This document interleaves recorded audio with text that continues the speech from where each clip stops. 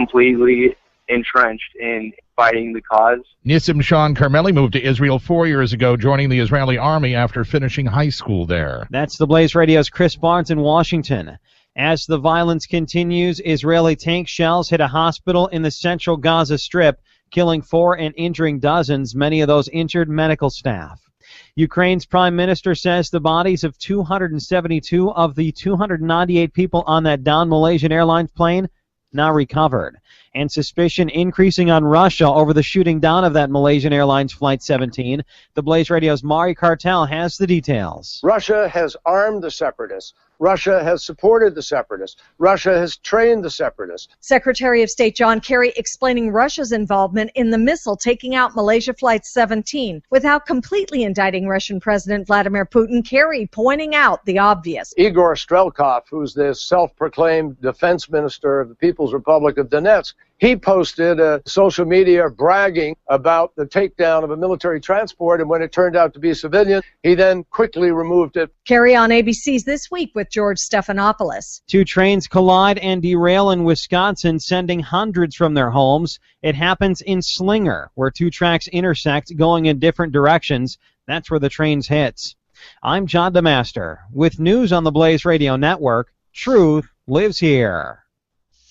Great summer fun and excitement for the whole family is what Blue Bayou Dixielandin is all about. You know about the land of the giant water slides, but you've got to see the new Mambo. To believe it, Mambo is the world's first and largest upside-down water slide. You drop into a tube at 40 miles an hour, then invert 360 degrees upside down, then get shot out of the bottom. You won't believe the rush. You've never been on a water slide like this. And with over 47 slides, we're the South's largest water park. And Dixielandin has over 30 rides and attractions, sprawled over 80 acres. Thrill seekers will love the Hot Shot, Raging Cajun, the Sidewinder, and more. We even have a mini park within the park for the little ones. You can get $5 off with any Coke can. And we're a family-friendly park. 2 great parks, 1 great price. Lots of family fun, food, and memory. And we're a short drive from wherever you are. Blue Bayou Dixielandin, I-10 at the Highland Road exit, Baton Rouge. You can lead a horse to water, but you can't make a jackass drink. If you're thirsty to feed us your opinion, Ringside Politics for the Punch is hungry to hear from you. Give Jeff Cruair a call now at 556-9696. Good morning, everybody. This is Steve Sabludowsky, publisher of Bayoubuzz.com, local attorney. My area of, I don't want to say expertise, but area of focus is technology, internet, and certainly Bayoubuzz is, I think, one of the sites that deals with internet. We're using right now Google Hangouts, and we're broadcasting this live on Bayoubuzz.com. I'm real pleased to have Chad Rogers, the Dead Pelican. As far as I'm concerned, without doubt, the Dead Pelican is one of the really dominant voices for a website in Louisiana. Chad, good morning. Hey, Jeff. I'm sorry, Jeff. Steve, I want to answer your caller has asked me a question about the cost. I just during the break, I actually looked it up. It's the national. It's a website. It's the National Institute of Corrections, NCIC.gov. This is a .gov website.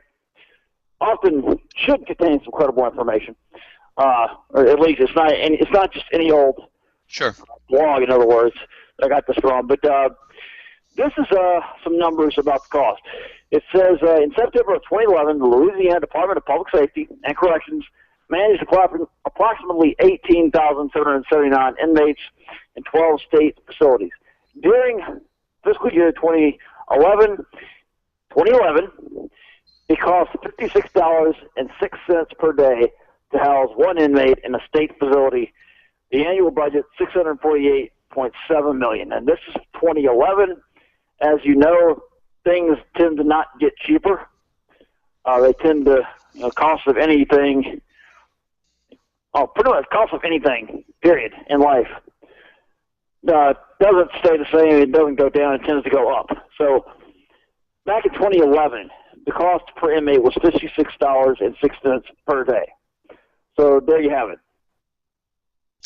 Yeah, I mean, look, this is a debate that we're going to be having. Each state's going to have, each city's going to have. I know that I think it was, 6 years ago or 5 years ago when in the mayor's race in New Orleans, one of the candidates had brought up marijuana as being, and legalizing as being the way to salvation in terms of the budget. Obviously, Colorado is doing people in politics tend to exaggerate things. That I'm not sure calling it the way to salvation. Sure. Maybe sure it may not be, but I'm a little too cynical to buy into that kind of language. Sure. And yeah, but let's take Colorado. I mean, certainly the state of Colorado. I mean, you're talking about a mountain high. I mean, that state is without doubt, making a little piece of change. I imagine they have money now to take care of some of the budgetary issues. But I got to tell you, I personally have some real issues, with legalizing marijuana for social purposes, recreational purposes. But I am definitely supportive, personally, of doing a tremendous amount of research as to the medicinal benefits. But anyway, go ahead. And as far as I can tell, and again, it's been a while since I've been following this for some years, and followed it back in the 90s. Whenever there was a lot of stuff back in the 90s, I think it was the National Review, which is a conservative-leaning magazine, which wrote some articles about William F. Buckley, conservative, actually, wrote an article about how the war on drugs was lost. Again, he took the position was not that he approved of marijuana use, but that breaking it down in terms of a cost versus benefit, it was not really. In other words, the cost greatly outweighed the benefit of continuing this war on drugs, in particular with marijuana. Saying that marijuana did have medical value with things, I think glaucoma was one of the things that was mentioned, and some other ailments. Also, saying it promotes an appetite in cancer patients who waste away, a tendency to waste away. That's one of the uses, again. And plus reducing pain. It's highly tentative, but again, I think it should at least be given serious consideration. Yeah, I mean, CNN, by the way, I forget the name of the doctor who Obama asked to be the Surgeon General, and he's a neurologist, and he did a medical story on it that appeared last week. And basically, he documented, as far as I'm concerned, the tremendous value of marijuana for medical purposes. I mean, I have to say that whether he's right or wrong, I mean, I certainly think we ought to spend a lot more of our focus, money, and attention on actually looking to see the pros and cons, short-term, long-term. But in terms of just the issue of whether we should legalize it for recreational use. And I understand what you're saying in terms of the cost benefit. Yeah, those are pretty stark numbers. Decriminalizing it, is certainly a way to go before legalizing. But I think that it's an issue that a lot of young people see no issue at all in terms of being legalized for recreational use. And they were raised with it for the most part. So many of our kids are frequent users. Do I like it? Absolutely not. But do we put them all in jail? I'm sorry, I think you do the distinction between decriminalization and legalization. Is that correct? Yeah. Absolutely. Yeah, I would lean more towards decriminalization. In other words, again, I'm not saying, it shouldn't be like by the, I don't want to see marijuana next to the checkout counter at Walmart. You go in to check out, like, you know what I'm saying? Sure. That's too far. Sure. But certainly loosening the legal restrictions, again. Jim from Uptown still on hold. One of the things I bring up is, I think I want to say that both Barack Obama and Sarah Palin have admitted to having tried it at least once. Is that true? Or well, let's see. Now, I think Barack. I think Barack Obama definitely has admitted, to having used drugs in his early life, and I didn't. I mean, in terms of Sarah Palin, that's definitely new to me. But your point is that, I mean, they did more than, at least Obama did more than inhale, or not inhale. Yeah. Yeah. Now we have Jim. Yeah, go on. Yeah, but I just Googled it, and again, it says that.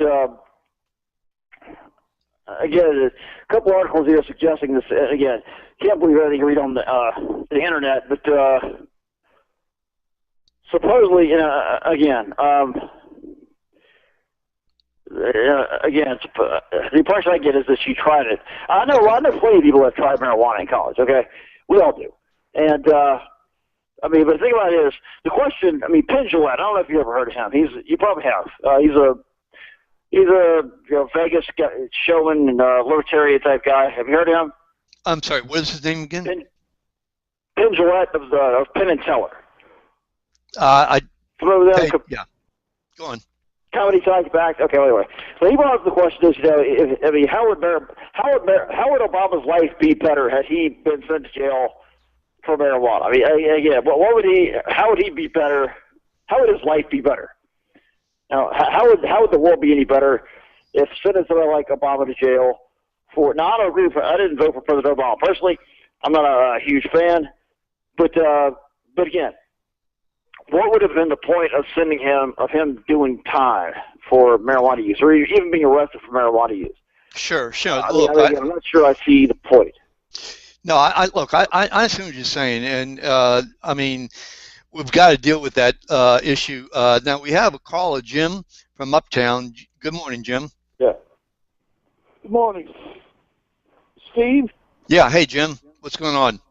Yeah. Good morning. I'm sorry to hear about Jeff. What hospital is he in? What? Oh, excuse me. Jeff? I thought he was going in and getting his conservative thing straightened up. Oh, come on. No, I'm just joking. Yeah, no, he's actually vacationing, and I thought he did it all the time, but no, he and his lovely wife are now vacationing and for a few days. Well, okay, well that's good, but vacations are a liberal thing, so he's got to be careful how much he does that. Well, he's liberally vacationing. Liberally vacationing. Jeff, Steve, I'm not going to wander into the marijuana discussion. I want to wander into something a little bit, I think, more flaming liberal right now. We basically kind of woke up Friday after the plane being shot down in the Gaza Strip erupting into war with another threat to America, and that threat being us entering a war, us trying to deal with the Russians, and I'm really concerned that America has really lost its direction about its might. I believe in carry a big stick, but if you do the right thing, you don't have to go to war. Since World War II, and we will exclude the Korean War, we'll put that in with World War II as well. America has been getting involved in wars that, at the end of them, look, we finished Vietnam. The Vietnam War, we walked out of there. Well, we didn't walk out. We ran out of there. We evacuated. We got as many people out as we could. Vietnam has essentially straightened itself out. It's a trading partner now. Civil wars, the Europeans, the French, and the English, the Spanish, stayed out of the Civil War here in the United States. And I'm really concerned that in the Ukraine, it's not our business. It's going to work out. Russia has got some pains. It went from being the Soviet Union to all the different countries. It's going to have some changes. But we cannot go over there. And, you know, initially it was reported we lost so many Americans in that plane. It turns out we may have lost one person that had dual citizenship. But, you know, in New Orleans over a weekend, we can have 5 people get murdered. So I'm just saying we need to place our priorities. We have 2 of the largest moats on either side of this country.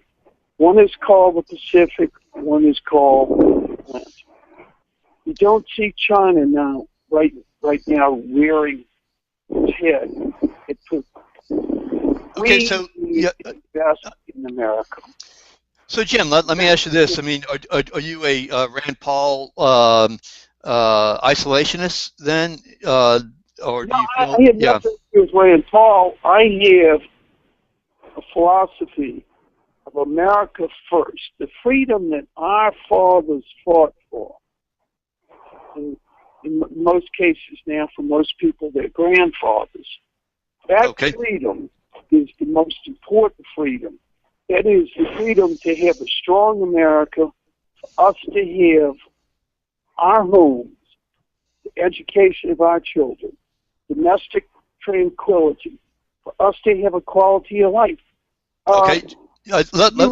With the VA hospital scandal, how many veterans have lost their lives in America because we're fooling around spending money fighting donkeys and muskets in Afghanistan when we've got issues here. And when you go bomb, and I understand the Arabic problem in Gaza, you throw a bomb at me, I throw a bomb at you, and they go back and forth throwing missiles at each other. And all you do is accelerate and expand the aggression and everything. So it's a war. 30 seconds. Nasty thing. Skip the marijuana thing. People get stoned, sit back in their chair. Well, listen, issue. I think we all get stoned watching the wars. Chad, listen, we're going to be taking a short little commercial break, and again, I'm going to try to ask you some questions about the U.S. Senate race. Okay, go.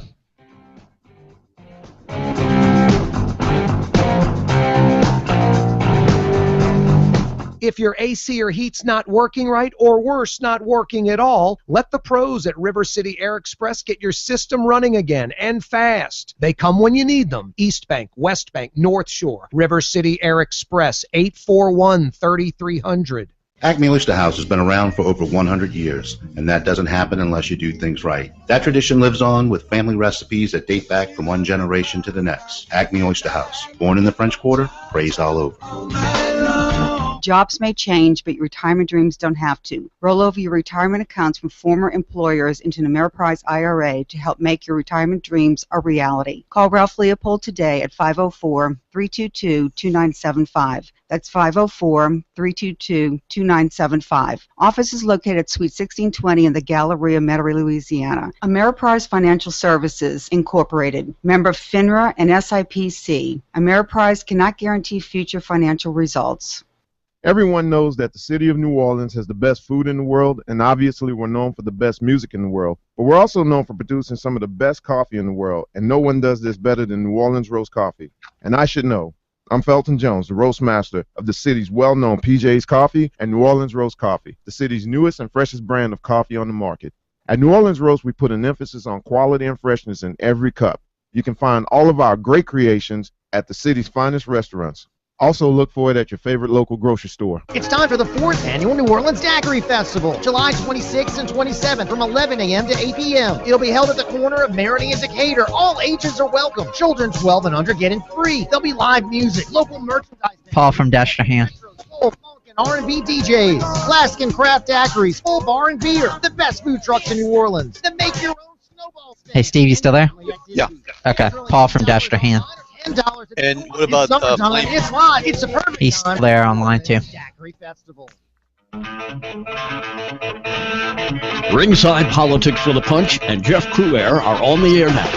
Whether you're defending a sacred cow, beating a dead horse, or shooting the bull, bring your chickens home to roost now by calling Jeff Cruair at 556-9696. Good morning, everybody. This is Steve Sabludowsky, Bayoubuzz.com, and we're talking to Chad Rogers of the Dead Pelican. Chad, we have two callers. First, we have Paul from Destrehan. Paul, good morning. Hey guys, how you doing? Doing fine, thank you. You know, it's such a strange world we live in. I get on a computer, and I see where we're gonna get a case against the Russian government for how they handled the shooting down of that Dutch plane. Yet they won't take care of the problems over here, like your last caller was talking about. They won't take care of the problem of one of the biggest one is Benghazi. I want to know if the Russian government could make a case against us for what we did to those our ambassadors and those two military men who try to save those ambassadors.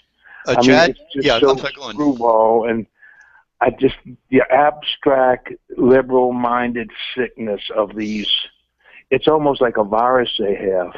So abstract, yet it's almost like they want to be Hollywood, and they do have the power. They want the ego in a Hollywood, and it's always about revolution. It's never about family and the simple life. It's just always about a black hole of revolution that'll never end. I can go to the $23 billion settlement in Florida for a man dying from tobacco. Well, he had a choice not to use it. They're going to give him $23 billion. It just shows you how absurd our mindset is.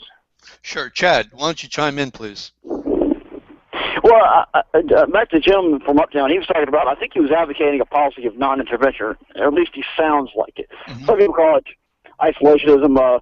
I prefer to call it non-interventionism. I agree with it, and I want to put this out to you. I want you to consider this. To the best of my knowledge, okay, the last time we have won a clear, United States has won a war, a clear, decisive victory. In my opinion, the last time we have won a clear, decisive victory resulted in a clear defeat of the enemy. The last time we did that was in 1945, World War II. I mean, now think about this. And that victory came at a great loss of human life and loss of human life and treasure. American lives, Asian lives, European lives. A catastrophic loss of life. Okay, now think about every war since then. The Korean War, did we win that? I would say not really. It ended in a ceasefire and stabilization of the lines. But I mean, nobody. Again, the North Koreans are still there. Vietnam, pretty much the same thing. It ended in a ceasefire, but again, the Viet Cong, the North Vietnamese, still around.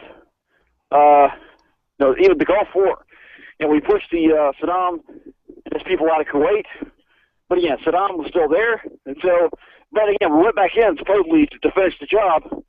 And it's debatable whether or not the job is finished, right? Chad, can I say something? Yeah. When we were supporting Saddam Hussein, we had a country that was more of a conservative. It was more of a conservative country that was anti-communist. And from that time on forward, you can go back to the South American dictator down the anyway, it'll come to me. But what happens is we switched back to being a socialist, communist kind of country, and that's where we are now. And it doesn't make sense to, our policy. Back then we were called isolationists. We weren't isolationists. We were protecting our culture. It wasn't that. That's just typical of the stupid liberals that call it isolationists. No, we were protecting our culture, and we were minding our own business, not trying to change other people's cultures. Okay, Paul, we never attacked any kind of other countries, and they, you got the cancer within the virus, communists within who run our government. They said that we were imperialist and we were mean. We weren't aggressive. We helped these people. We helped make profit for them. We helped supply good sources, chrome and any kind of industries, and to make our way of life better.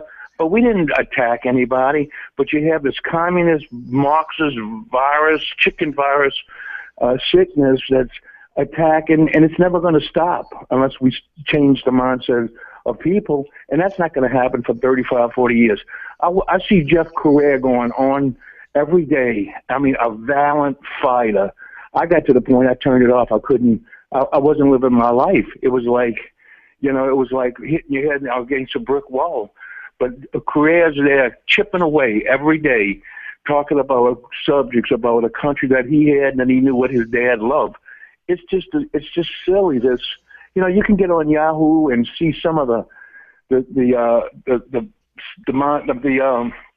sound, not the sound bites, but you could see the headlines. You could see and it's almost like a psychological event. All we doing is worrying about the world, and when is it going to change? I don't know. I mean, it's going to take a revolution. Is it going to take a financial breakdown? Now you got some sick idiot liberal, and there's one especially. He's going to get on the radio and say, "Oh, this guy Paul from Destrehan's promoting revolution. He wants to kill the president. He wants to do this." I mean, and then he's going to put a blog out about it, and it's going to be so vague and so abstract. That's a sick person. These are those sick liberals. He's got that same mindset of the liberals that are in the Democrats who are controlling this country. There's nothing. 2 minutes. Where do you start? I don't know. It looks like the cancer's growing and growing. But where does it begin? I tell you one thing, Jeff Correa, valiant man. I don't know if it's, he's a little bit younger than me. And I tell you what, I'm glad he's going on and on. And speaking of going on and on, I'm going to shut my mouth and I had my say. I appreciate you guys. Listen, thank you, Paul. I really appreciate your taking. And I think we all understand how you feel. Chad, your take. What he just said. Well, I think I'm not sure what he was getting at. I think he was talking about how. Well, I think I remember the part where he said, it's not isolation, it's just minding our own business. That's pretty much. That's kind of my philosophy on foreign policy. Mm-hmm. And it was kind of more or less our position for a while. But it seems like, for whatever reason, as time went on, we seem to get dragged into every conflict. And the results and the net positive benefit, I think, with each conflict is more and more questionable with each one. I would say starting with Korea. Again, Korea, we lost, I don't know, tens of thousands of American lives. 30 seconds.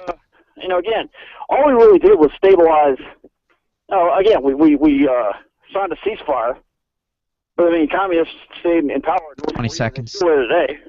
If you can. North Korea is still suffering. The South is okay, but again, basically. Listen, Chad, I need to cut you off. Listen, thank you so much.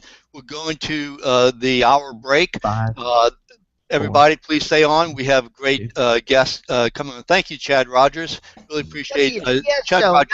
990 AM, New Orleans, Louisiana. 60 years of speaking easy, New Orleans style. Okay. I'm going to call the time back. Right. And then Jim Brown's going to come back in. Yeah, he's supposed to. Sure. As Israeli tank shells hit a hospital in the central Gaza Strip, killing 4, injuring dozens, many of the injured medical staff.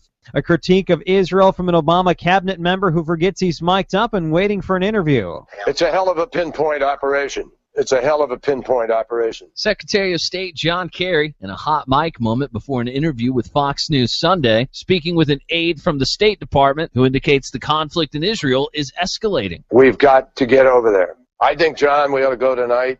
I think it's crazy to be sitting around. The secretary taking time during the interview to specify what he meant by those comments. It's tough to have this kind of operation, and I reacted, obviously, in a way that, anybody does with respect to young children and civilians. But war is tough. This is news on the Blaze Radio Network. Everyone is making the switch to the Blaze to make it their source for the truth. Why not make it your source for the truth? Make theblaze.com your homepage for news that the other outlets won't even touch. Subscribe to The Blaze TV at theblaze.com/TV or on Dish Network and get access to original programming like For the Record, the show that exposes what's really going on that the government doesn't want you to know. And Real News, the daily conversation on the topics of the day that matter most. Check out the Blaze Radio Network at theblaze.com/radio with original shows like Buck Sexton, The Morning Blaze with Doc Thompson, Pat and Stu, and Jay Severin. Or, if you need something to hold in your hands, subscribe to the Blaze magazine. So basically, anywhere you need to go, you can take the truth with you by taking the Blaze with you. This is the Blaze. Truth lives here. So just to recap, anywhere you need to go, you can take the truth with you by taking the Blaze with you. Find out all the ways at theblaze.com. Plenty of opinion on the Sunday talk shows about the downing of Malaysian Airlines Flight 17 and the world's response to the disaster. The Blaze Radio's Ken Stevens with more. Republican Peter King of New York saying it's time for tougher sanctions against Moscow. We should talk about canceling the World Cup. Why should countries be going in the World Cup to Moscow? King on CBS's Face the Nation. California Democratic Senator Dianne Feinstein wondering, where is Russian President Vladimir Putin? I would say, Putin, you have to man up. You should talk to the world. You should say, if this was a mistake, which I hope it was, say it. Feinstein on CNN's State of the Union. GOP Senator Lindsey Graham of South Carolina asking what John Kerry forgot to mention when the Secretary of State made the rounds on the Sunday talk shows talking about the downed plane. He didn't call Putin the thug that he is. Graham was on NBC's Meet the Press. And now Westboro Baptist Church weighing in on the tragedy. The group saying the downing of Flight 17 an act of God to get mankind's attention. A tweet sent out saying on 7/17, a plane with 298 people on board exploded. Thank God for his righteous work. Westboro saying many of the countries represented by the dead rebel against God with false religious practices and policies. An NFL coach getting suspended over an anti-gay statement. Minnesota Vikings special teams coach Mike Prefer will sit out the first 3 games of the upcoming season because of an anti-gay comment he made, according to Talking Points memo, despite claims and investigation not finding strong evidence of a hostile work environment in the organization, but did confirm that Prefer made a single homophobic statement to former Vikings punter Chris Kluwe. The comment, we should round up all the gays, send them to an island, and then nuke it until it glows. The investigation resulting from Kluwe's release from the team, and an article he wrote for Deadspin. I'm Tom Peace, The Blaze News. I'm John DeMaster with news on the Blaze Radio Network. Truth lives. You paying too much for term life insurance? I'm Jim O'Connor, independent life insurance agent specializing in term life insurance. There's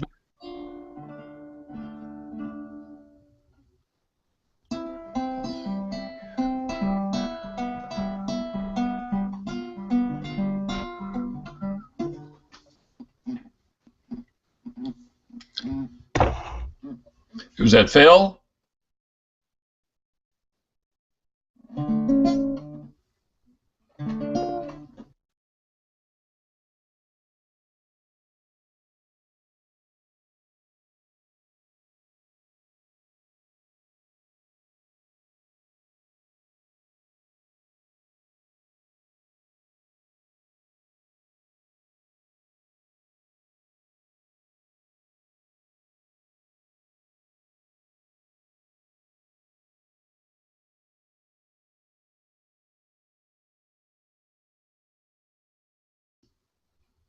Phil, can you hear me?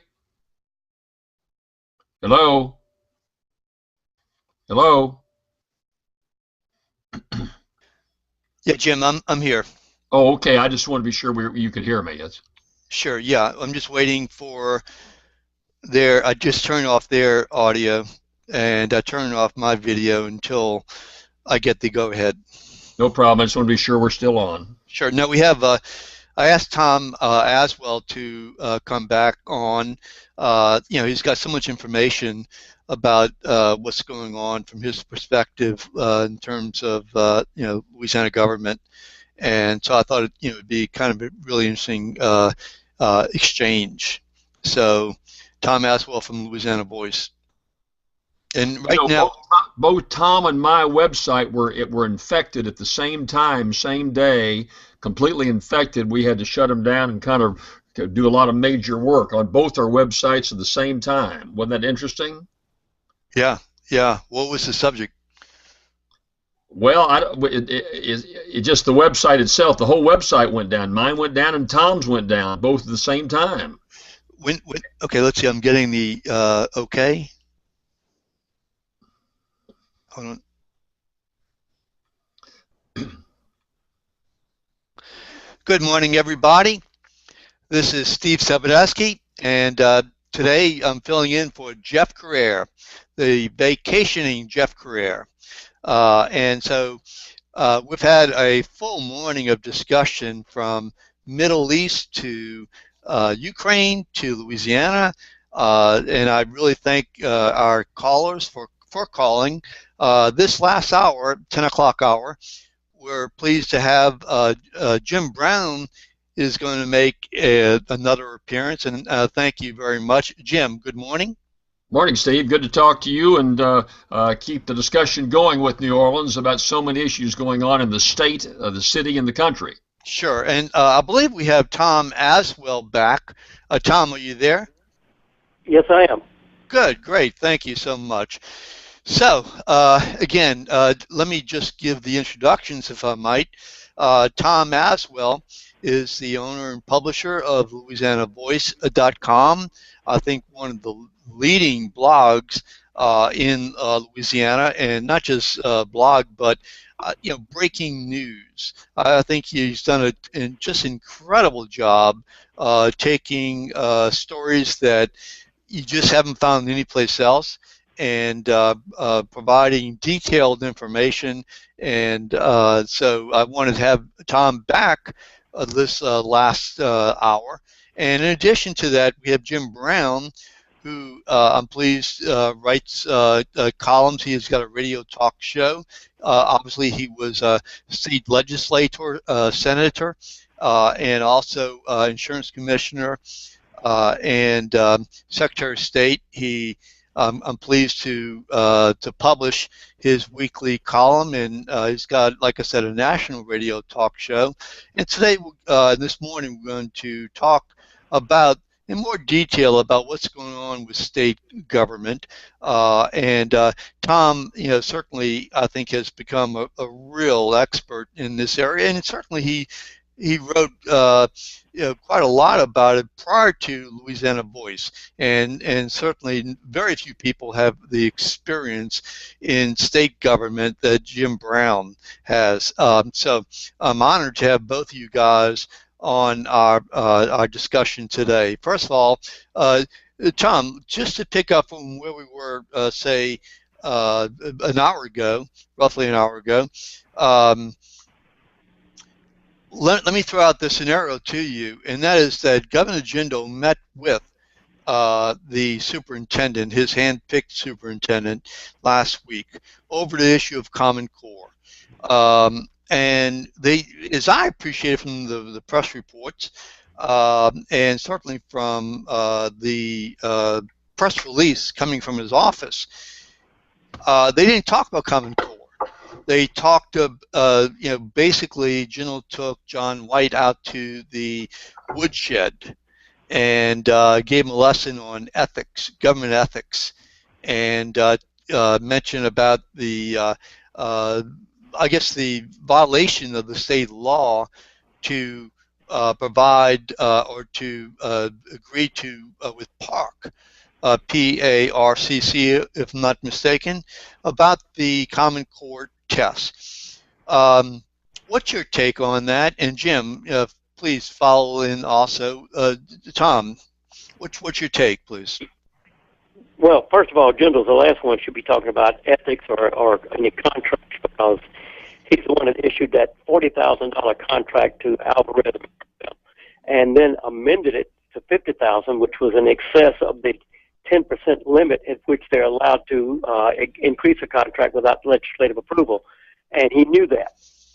So I don't think he should be the one talking about ethics in this case. Now that's a $5 million contract, though, right? That was up to $6 million. I mean, that was just no. It was a $4 million contract initially, and they increased it to $5 million, which is in excess. You can increase a contract 10% one time without legislative approval, but this exceeded the 10% increase. And he just ignored the legislature on that.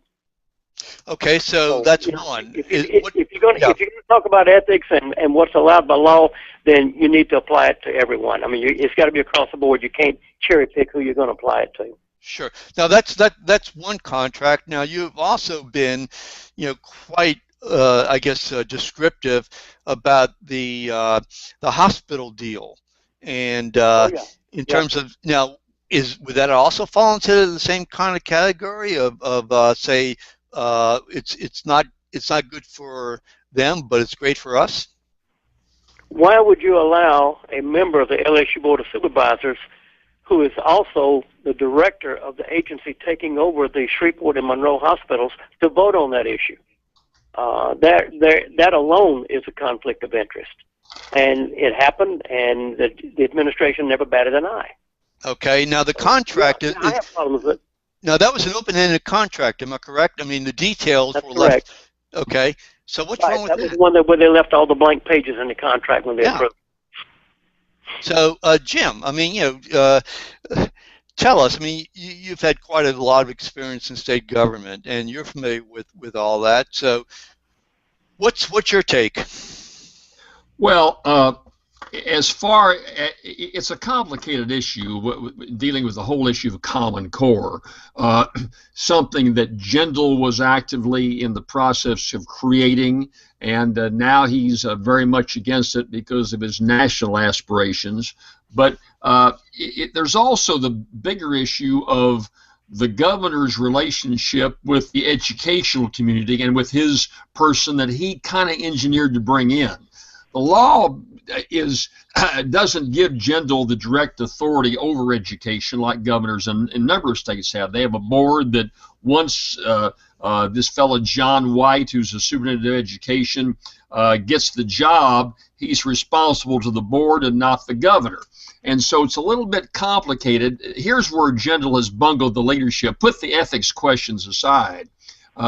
If he's going to be the titular head of educational reform in the state, he's losing his momentum and his relationship with those who were his allies. He's the one that brought John White in. He's been very supported by the BC board, people like Chaz Romer that heads the Board of Elementary and Secondary Education. They're all pulling away from Jindal. And here's the danger.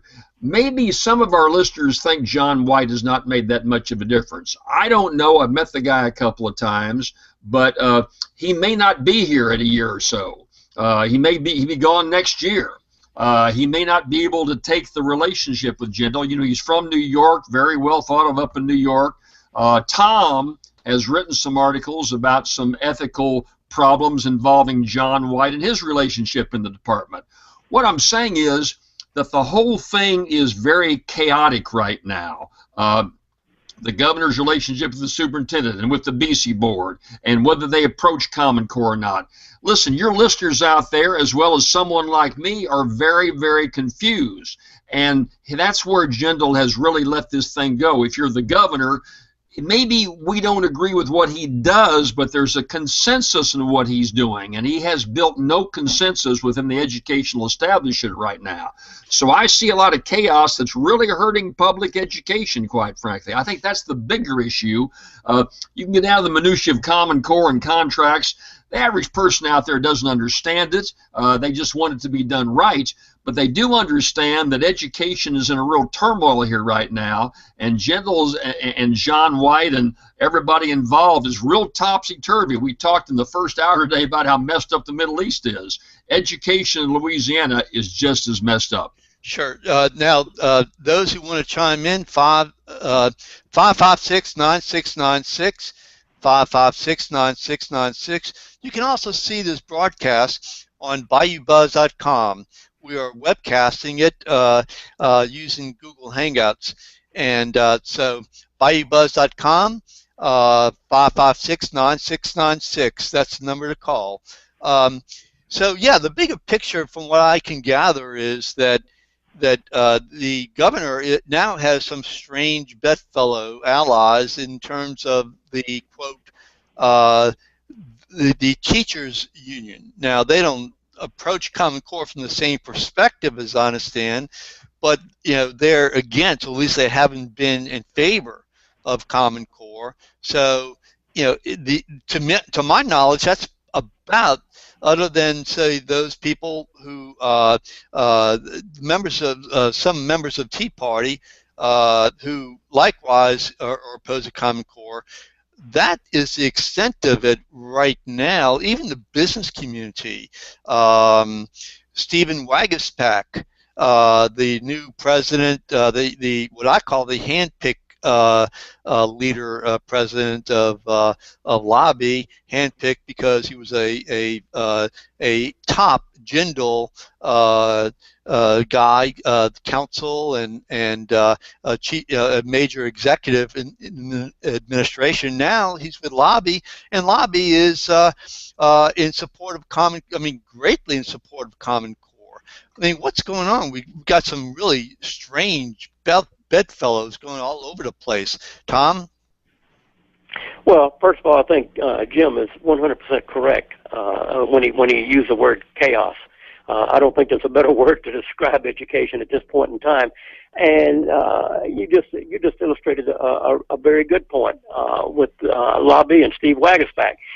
This was one of Gentle's cabinet members, and now he's at odds with Gentle and allied with Chaz Romer and John White.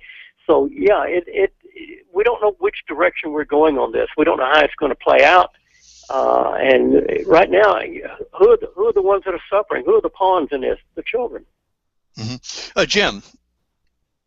Well, Butch is right, and I think we're probably going to stay in limbo until we get a new governor in and some new board members and some new direction. It just no one is, the cream's not rising to the top in terms of leadership, and there's some tough issues out there. There's a whole crackling within the educational system. I had coffee yesterday with someone who's starting up a new charter school in Baton Rouge, and there's all these new charter schools that the BC Board and the Gendel and all the educational establishments let grow up. Now, charter schools can be marvelously successful. My daughter is the head of not the head, but she is the component that brought 32 charter schools into New York City, and they're all raving about them up there. But in Louisiana, we've let any number of schools go up that shouldn't have been allowed to be created in the first place. So that's one element of education. There is all kinds of problems in higher education with massive cutting in terms of colleges and universities. We've seen that with LSU, some $70 to $80 million cut just in the last couple of years. And so education, which is supposed to be, we can talk about all the wealth in Louisiana. It's not oil and gas. The oil and gas of the future of the state is up in the minds of our 7, 8, 9-year-olds, and we've let all the bureaucracy bring this down to where nobody's got to focus on the debate. So I think it's very upsetting. It's holding us back. We're still down at the bottom of the barrel of most states. But unfortunately, My perception is it's going to stay that way until we get a new legislature, a new governor, and new leadership at the top to try to pull it all together and get one focus on public education. Right now, we just don't have it. Sure. And now the number to call is 556-9696, 556-9696. We're going to be taking a break in about a minute. You mentioned who's controlling this thing. One of the things I find very interesting is the chief of staff. The chief of staff for Governor Jindal. Till we break. Yeah, he's not from Louisiana. He came over from during the election, the Mary Landrieu versus the last U.S. Senate race. Now, wouldn't you want to have somebody from Louisiana to be your chief of staff? I mean, rather than a Politico. We're going to take a break.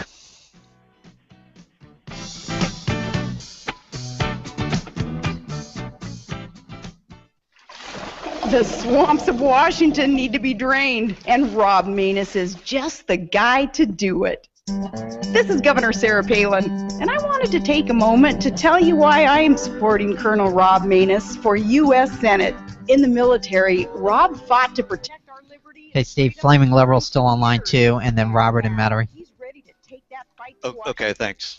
You're welcome. Against the status quo. And in Washington, he's going to take on the career politicians and the special interests, always fighting for Louisiana.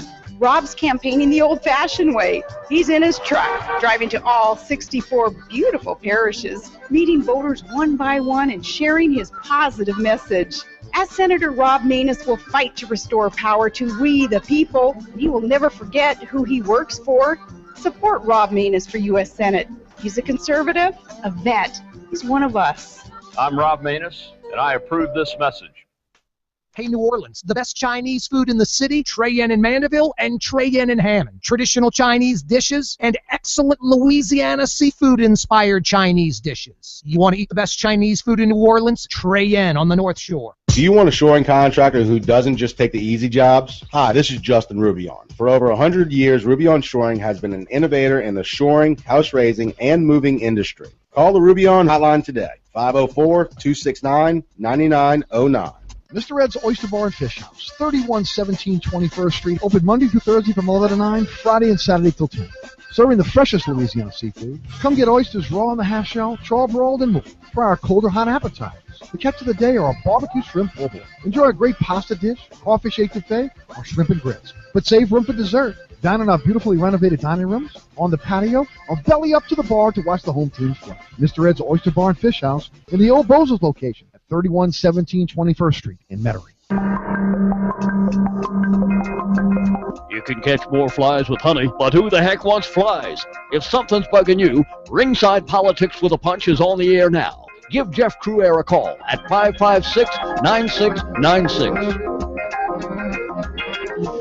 Good morning, everybody. This is Steve Sabludowsky, Bayoubuzz.com, and I'm filling in for Jeff Cruair this morning. Jeff is on vacation, and we're vacationing here with Jim Brown and Tom Aswell, talking about state government, state politics. Before the break, and I want to, we have a caller, the Flaming Liberal is going to chime in a second. And you know, I mentioned that the chief of staff for the governor is not from Louisiana. Now, maybe he lives here now. I remember that he came into Louisiana. I'm talking about Kyle Plotkin. Kyle Plotkin. No, let me just say this. I like Kyle. You know, I've always had a good relationship with Kyle. But chief of staff and somebody from outside the state of Louisiana being the, I mean, basically the control of staff for the governor. I mean, Kyle is a political person. He came over when the treasurer Kennedy was taking on Mary Landrieu. He became head of communications for Jindal, press secretary for Jindal, and now chief of staff. Don't we have people here in Louisiana who I mean, it just doesn't sound right to me. I mean, communications. I mean, Jim, you've been around politics for quite a while, government quite a while. I mean, have you ever seen anything like that? And is that an issue at all? Well, Steve, first of all, if you look at many of Jindal's appointments, they've come from out of state. As head of the Department of Hospitals, his press secretary, many of the new consultant contracts coming in, going out to for millions and millions of dollars, all been given to out-of-state companies, and it's not so technical that they had the expertise beyond Louisiana companies. So, so that's nothing new. Those who are skeptical, certainly not Tom and I, we would never be skeptical of Governor Jindal, but those who might be skeptics would say, well, it's all part of his agenda to run in this Don Quixote type race for president where he doesn't have a prayer in hell of even coming close, and yet he's putting all this national staff together, and of course you and I are paying for it. But it's just an entire pattern. I mean, all these trips all over America, there's a whole team of state troopers. I read in the Morning Advocate when he went on a trip over to the Far East, he took 8 state troopers with him for his security. You know, who cares about Bobby Jindal on an airplane? Why would you have even 1 state trooper, let alone 8 state troopers? So this is all part of the pattern of surrounding himself in this aura of being a big shot, bringing in all these out-of-state people who are way overpaid or not necessary in most instances. And you hit right on the head, Steve. The chief of staff is just one of them. No other governor's done that kind of thing, but Jindal, in his aura of surrounding himself in his robes and reaching for the golden ring that is completely out of his reach, is making that effort. And the sufferers are you and I that pay the taxes that pay for all this stuff. Okay, let's quickly go to Flaming Liberal. David. Hello? Yeah, good morning, Okay. David. Thank you very much. I was going to talk about an article I sent to you last week, Steve. In every state that recently raised the minimum wage, the rate of job growth has increased. So when Speaker Boehner said that if you charge more for something, you have less of it, as John McLaughlin would say, wrong. But I want to pose a question to your guests, and I want to refer as an example your last caller, Paul from Destrehan, Nolan Boutte. My name's David Bellinger. I'm in Atlanta, Georgia. My phone number is 404-762-8779 because I'm afraid of nothing that I say. I have everything supported and documented. Nolan Boutte is a vice president, an honored executive vice president of the Irv Magri Association Crime Fighters. I have Mr. Boutte on tape saying he is surprised that a sane person has not shot, referring to President Obama, the President of the United States, and also saying that civil rights and gay rights has destroyed the country. I have Nolan Boutte, Paul from Destrehan, making those statements, and Irv Magri on this program has refused to condemn the statements, much less call for Paul from Destrehan's resignation from Crime Fighters. Now, would you gentlemen join me in condemning Mr. Magri for not giving Nolan Boutte the boot as a vice president of Crime Fighters? Now, my second question is to show you how extreme right-wing and racist Louisiana is. If you go to my column at righthandthief.blogspot.com, the September 17, 2009 column, a man who was in David Duke's inner circle, campaigned for David Duke, spoke for David Duke, and is on the Southern Poverty Hate Watch blog as of today. 1 minute. Very second, is an elected member of the Jefferson Parish Executive Committee. I'm referring to former talk show host Keith Rush. Now, if the Democratic Party had a member on an executive committee who supported H. Rap Brown, all you know what would break out.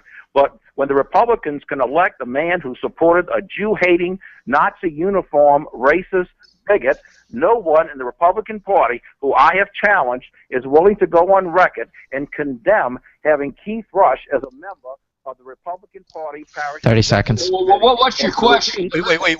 Okay. What's your question there, Flaming Liberal? Is this a rant? Wait, hold on. We have about 20 seconds left. So thank you, David, for calling. 5569. We'll take 10 seconds. Jim will deal with that at the next half hour. 5569696. This is Steve Sabludowsky, Bayoubuzz.com.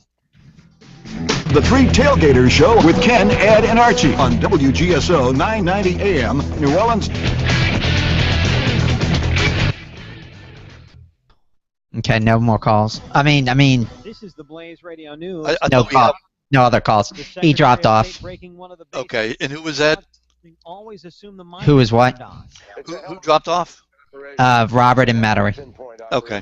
Secretary of State John Kerry waiting to go on Fox News Sunday with Chris Wallace, taking a call from one of his aides about the situation in Gaza, unaware his mic was hot. I think, John, we ought to go tonight. I think it's crazy to be sitting around. Wallace questioning Kerry about what he heard. Secretary Kerry, when you said it's a hell of a pinpoint operation, are you upset that the Israelis are going too far? And in fact, do you intend I'd like to put that question to Tom. I think it's very, very difficult in these situations. Obviously, very difficult, Chris. You have people who come out of tunnels. You have a right to go in and take out those tunnels. We completely support that. Kerry noting war is tough. The Israeli-Gaza fighting claiming 2 American lives. Here's the Blaze Radio's Greg Moore. A pair of Americans dying while serving with the Israel Defense Forces in the Israeli-Gaza battle. 24-year-old Max Steinberg and 21-year-old Nassim Carmeli. Steinberg's father confirming the news of his son's death. Steinberg was a sharpshooter and one of 13 Israeli soldiers and 65 Palestinians killed in fighting during the first major ground battle between Israel and Hamas. Steinberg's father saying his son was completely dedicated and committed to serving the country of Israel. Sergeant Nassim Carmeli was from South Padre Island, Texas. He moved to Israel 4 years ago. The UN Security Council meeting today to vote on a resolution condemning the takedown of Malaysian Airlines Flight 17. What's still not clear is who's responsible for that attack. Senate Intelligence Committee Chairman and Democratic California Senator Dianne Feinstein putting the blame on Russia. Putin, you have to man up. You should talk to the world. You should say, if this was a mistake, which I hope it was, say it. Feinstein on CNN State of the Union. This is news on the Blaze Radio Network. Do you want a shoring contractor who doesn't just take the easy jobs? Hi, this is Justin Rubion. For over 100 years, Rubion Shoring has been an innovator in the shoring, house raising, and moving industry. Call the Rubion hotline today, 504-269-9909. Hey, New Orleans, the best Chinese food in the city is on the North Shore. Trey Yen in Mandeville and Trey Yen in Hammond. Traditional Chinese dishes and excellent Louisiana seafood-inspired Chinese dishes. You want to eat the best Chinese food in New Orleans? Trey Yen on the North Shore. Hey, this is Sidney Lee with AC Ambulance, and I'm proud to announce we are now a Daikin Comfort Pro dealer. These are, in my opinion, the best units on the market, with seals up to 24.5 and the inventor of inverter technology. 12 years parts and labor and 6 to 12-year unit replacement warranty. Best financing from 6.99% or 12 months, same as cash. Don't delay. Call AC Ambulance today, 467-1400. That's 467-1400. Call Sid. You'll be glad you did. If you're chomping at the bit to give your opinion, don't horse around. Call Ringside Politics with a Punch. Grab the reins now by calling Jeff Cruer at 556-9696. Good morning, everybody. This is Steve Sabludowsky, Bayoubuzz.com, and on today's show, we have Jim Brown and Tom Aswell. Tom Aswell of LouisianaVoice.com.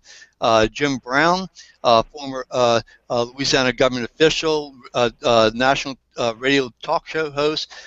He also writes for Bayoubuzz.com. Good morning to both of you gentlemen. We have another half hour, roughly half hour. Jim, you going to respond to the last caller? I don't know where to begin. Well, let's not make too much of it. Let's just move on. But go ahead and respond then. Yeah, he one talked about minimum wage. David Duke, bigotism, racism, you name it. While I got Tom, you two fellas, if I could throw this out, we're all in the. Steve, you really have a major site because so many people come to get their news from you. But I'm picking up today's Advocate. There's a story here about this whole pension controversy involving the head of the state police. Tom Aswell has been writing about this for a good month. C.B. Ferguson has been writing about it almost daily. This is a major story involving legislative shenanigans that just stink to high heaven. And yet today is the first time I've seen any article in what is called the mainstream media, the Advocate. I think has the Picayune done anything about it at all? And here's my point. The issues driving and the investigations going on, the watchdogs, the real issues in this state are being developed and written about by the Tom Aswells and you, Steve, and to some degree mine a little bit more of a national view in terms of what I write. But you don't read these really cutting issues in the Times-Picayune and in most of our major media. You don't see them on the evening news. Now we've gotten to kind of get variety shows in the evening news. Somebody's dog does a jig or something like that. And so there's a real change in how we're getting our news. And if listeners on this radio show don't really get on the internet and read Bayoubuzz and read Tom Aswell's column, you're not going to be really that informed and not know what's going on in the state. So I don't want to say alternative media because I think that you guys have become almost the only place to go for this really solid news. Like I say, a month's gone by. Head of the state police, major scandal, just gets covered today when Tom and your site, Steve, and C.B. Ferguson and others have been covering it for a month. Really interesting how we get our news today compared to what it was 15, 20 years ago.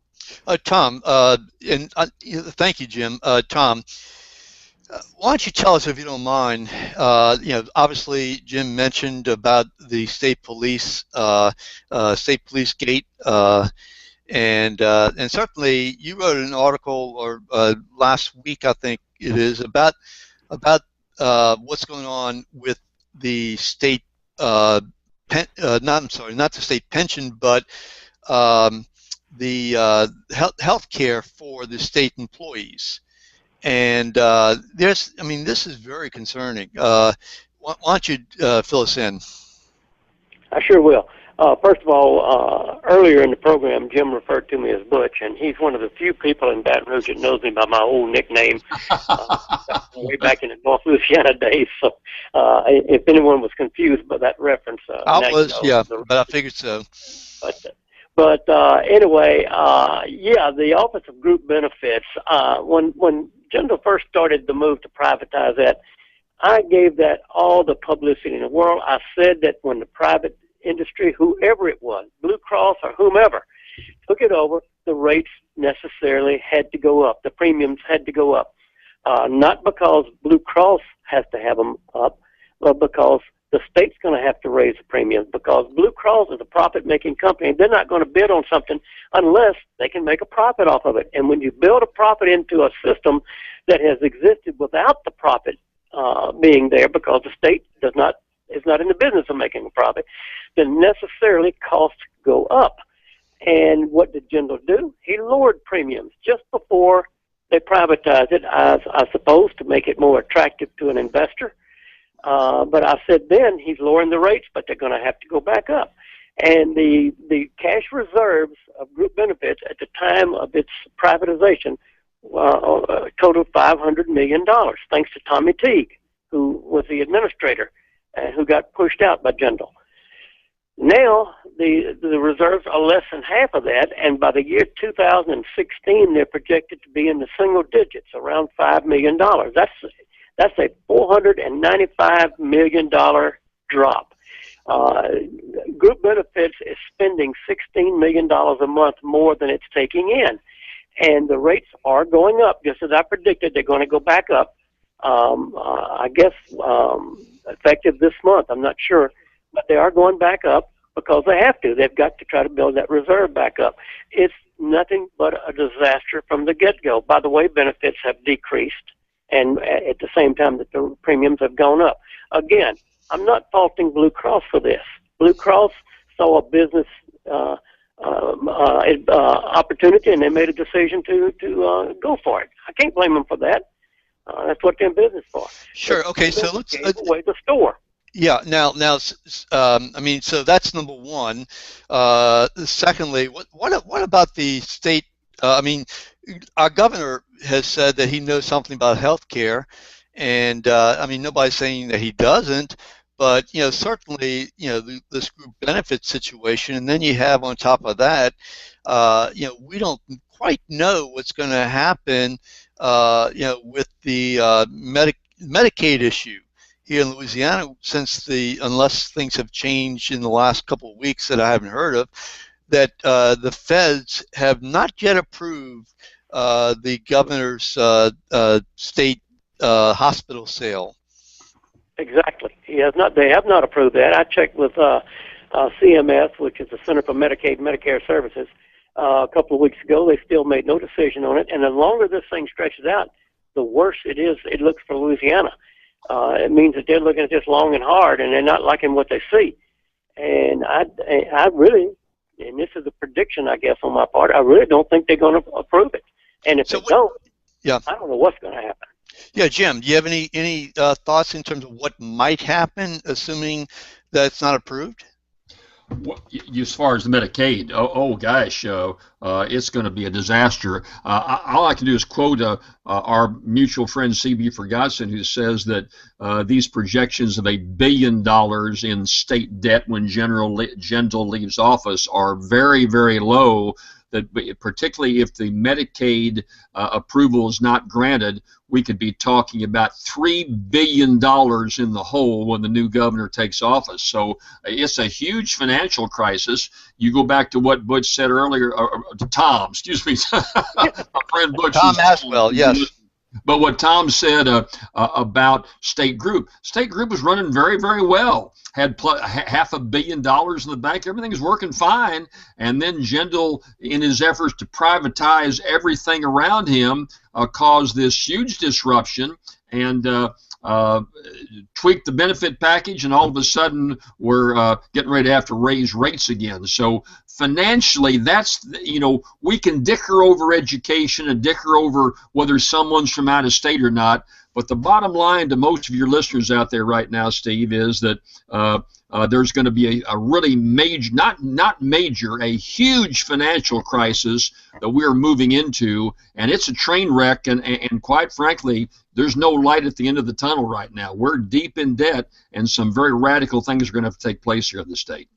Let me play devil's advocate for a second, and those people who want to chime in, disagree, please go ahead and call. That's 556-9696, 556-9696. Bayoubuzz just did an interview with Michael Heck. Michael Heck of New Orleans, Greater New Orleans, Inc. Incredible guy, is in charge of economic development organization of, I think, 16, 17 parishes in southeast Louisiana.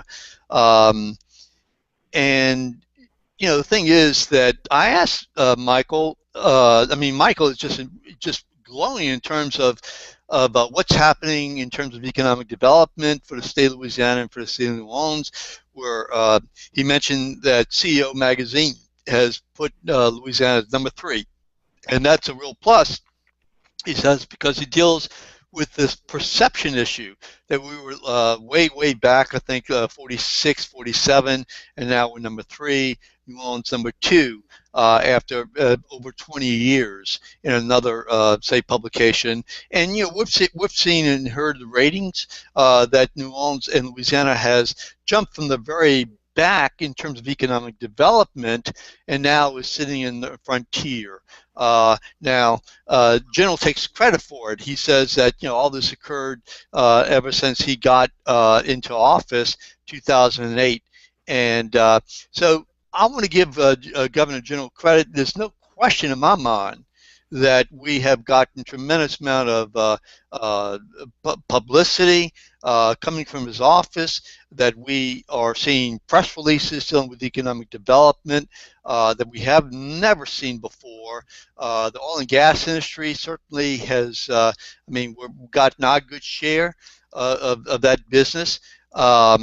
So the devil's advocate of me is saying, look, should we really worry at all? Should we be concerned about the deficits that we're looking at over the next, say, year or 2 years, that Jim, that you're talking about, if in fact say our economy begins to get better and heat up.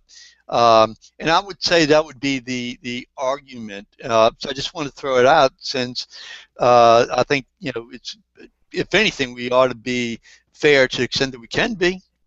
Well, I would say just a couple of things, and Tom may certainly have some opinions on this. First of all, of course, you take any governor in office anywhere in America takes credit if things get good. When they take bad, will they blame it on the guy or girl before them, or some beyond their control? Louisiana, in some areas, has done well. The driving force has been a massive amount of input of tax dollars. You and I are paying for a lot of this drive, Steve. You take the film industry. I love to think that Brad Pitt and Angelina Jolie are in my city making movies, but if you look at the numbers, there is a huge cost to the taxpayer. For every dollar the movie industry brings in, we pay out a couple of bucks just to get them in here. You take the driving force of the revitalization of New Orleans. As bad as Katrina was, it poured billions of dollars into this area that has brought about recovery, improved infrastructure, made a climate for the warehouse district, for example, to come back alive with all these new restaurants. That ain't Bobby Jindal. That's all the Katrina aftermath of all these dollars that's cleaned up the city and made it more attractive.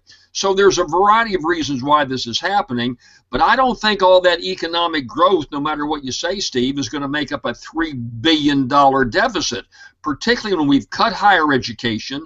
Our roads are a heck of a mess here. The potholes we have need massive amount of dollar fixing. There's a lot of needs we've not addressed, number one.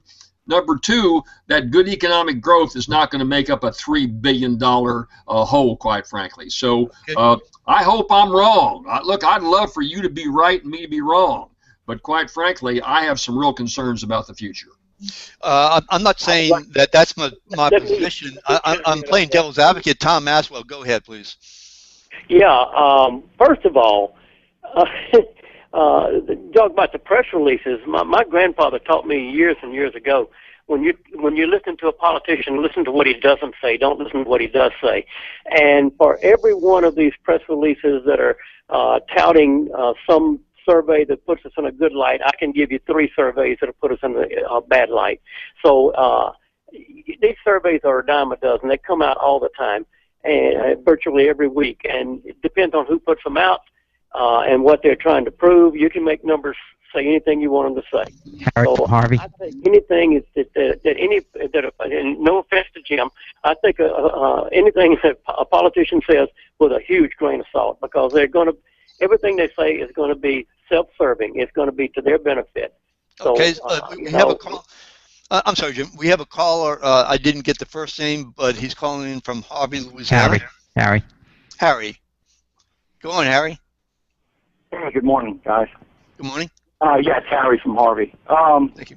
This is kind of off what you've been talking about, but it's something that I know Jim Brown is there now, and it's a rare occasion to get somebody that really understands the insurance business. So, if it's okay, I'd like to ask a question. Sure, go ahead, please.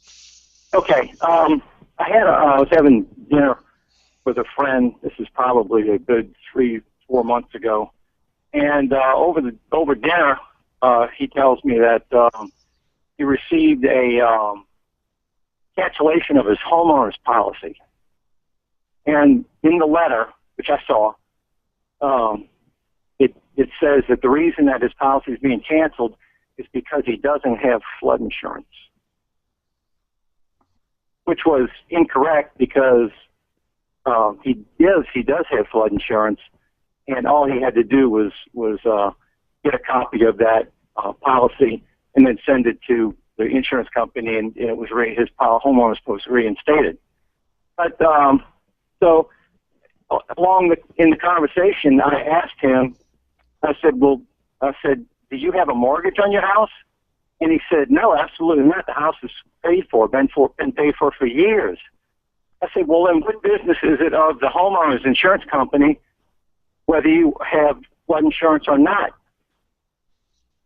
And so that's the open question. I mean, if just a follow-up statement from me is that are homeowner insurance companies going to use a strong arm tactic by threatening to cancel your policy if you don't buy a federal flood insurance policy? Okay, Jim, I know that you're biting at the bit on that, so go ahead. Well, we won't keep long because there's a lot of things to talk about, but you're right on the money. First of all, there is no requirement that you have flood insurance to buy regular insurance. As you pointed out, maybe your lender might require that, but if your home's paid off, then that company should not require you to do that. There's been the problem is the insurance department has not laid out very specifics as far as guidelines, which they should. The problem you got is that you see, the insurance company or the agent would love to sell you flood insurance because the agent makes a premium off of it. Then if there are claims, the insurance companies are the ones that monitor these claims, and they get paid like about a 35% commission to take care of these claims. So there's a built-in interest in the insurance industry, both the company and the agent, to get you to buy flood insurance. If you hardball them, they cannot cancel you. If you went to the insurance department and said, look, I've been canceled. Now, if your policy is over, say you have a 2-year policy and the policy period is over, then of course they can do so. But they cannot cancel you in the middle of the policy because you don't have flood insurance. That's a violation of the law, and I'd tell your friend to call the Department of Insurance because that should not be happening. Let me I would also ask that he send that information to me because I've been writing about the insurance companies recently on my blog. If he would send that to Louisiana Voice at yahoo.com, I would love to follow up on this. Okay. Well, I did send Jeff a letter, so I'm sure Jeff still has the information that I sent to him. So, okay, listen, Harry, thank you so much. I think we have another caller. Am I correct? No. That was a no? No. The calls. Okay, so let's talk about, if you don't mind, continue this economic development issue because again, I think it's important to look at Jim. As I appreciate what you're saying is that we're buying businesses coming in. We're taking a break. Sorry. It's okay. Nothing says family and tradition more than Acme Oyster House. For over 100 years, Acme Oyster House has been welcoming guests to come on in, sit back. Hey, Steve. Yeah. Had a caller wants you to give out the guest's email, the website information.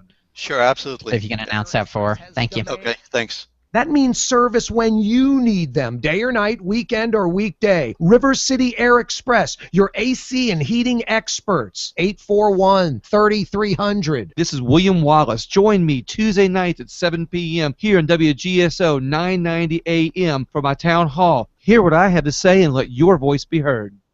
To get her students to not be afraid to ask questions in class, a teacher told them this: a person who asks a question may feel foolish for a moment, but a person who never asks a question will look foolish forever.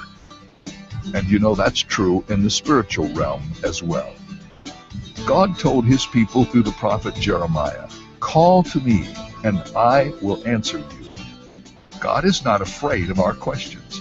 He wants us to seek him out to gain the answers and guidance that we need. If you can't find the answer to your question in Scripture, ask him directly in prayer. This is David Jeremiah, encouraging you to get on the road to new life. Discover God's answers on Route 66. Route 66, driving the word home. Log on to Route66Life.com. Start your journey home today. Hey, New Orleans, this is Tim McNally, and we are back every Friday. We're going to have roughly about 6 minutes. Right. Just let you know. 9:90 a.m. for the wine show. Hi, Eric Asher, host of Inside New Orleans. For the best in New Orleans news, sports, politics, and entertainment, join me weekdays, 11 a.m. to 1 p.m. on 990 WGSO. Ringside Politics with a Punch and Jeff Cruere are on the air now. Your opinion is valued. In fact, if you like your opinion, you can keep your opinion. And I know you've heard that before. You can believe that's the truth. Call Jeff Cruere now at 9696.